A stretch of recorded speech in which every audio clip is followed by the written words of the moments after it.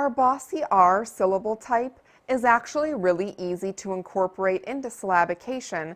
The only trick is making sure to underline the R along with the vowel, because when it's a Bossy R, just like the vowel and the R are together on a card, they're together in syllabication, making that one vowel sound. So let's go ahead and take a look at word number 1. Let's find and underline our first two vowels. Our first vowel is actually ER together because it's making one sound. And then the other E is our second vowel. So we'll label those with a V, draw a bridge, label the consonant on the bridge. We have a VCV pattern, so we'll try the first way. Bossy R is its own syllable type, which means that my first syllable here is a BR for Bossy R. My second syllable, yes, it's just a closed syllable. Let's read vertex, vertex. Excellent. Let's look at word number 2. Word number 2 has a little bit more going on in it. When we first look at that word, what do you see at the end? You see the E. Is that a magic E? It is a magic E because there's a single vowel, a single consonant, and then the E. Keep that in mind. Let's go ahead and start our process. We'll find and underline our first two vowels. ER together, label them with a V. Draw a bridge, label the consonants on the bridge.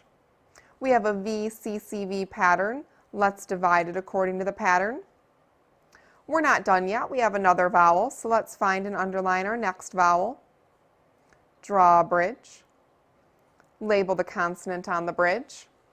I have another VCV pattern, and so we'll go ahead and we're going to try the first way. We're not going to underline this E because this is a magic E. It's silent, so we can't underline it. It's not making a sound. Now let's label our syllables. What type of syllable is our first syllable? It's closed. What type is our second? Be careful, you might want to say closed, but it's not closed. It's a Bossy R because that vowel's with the R. And our third syllable here? Yep, draw your arrow because this is a magic E syllable. Let's read each piece. Intervene.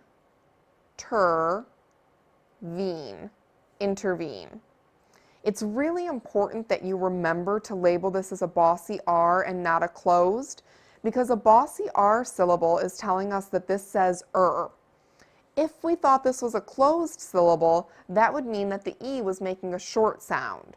It's not a closed syllable, it's a Bossy R, so we really want to stress that our students should be labeling these syllables before they read. Do number 3 while I walk you through the steps. What do you see at the end there? Yes, that is a magic E. Keep it in mind. Find and underline your first two vowels, label them with a V. Your first vowel should be that UR together. Draw a bridge. Label the consonant on the bridge. What pattern do you have? Divide it according to the pattern. Label the first syllable. Label the second syllable. Go ahead and read that first syllable and read the second and put it all together. Great, so yours should have looked like this.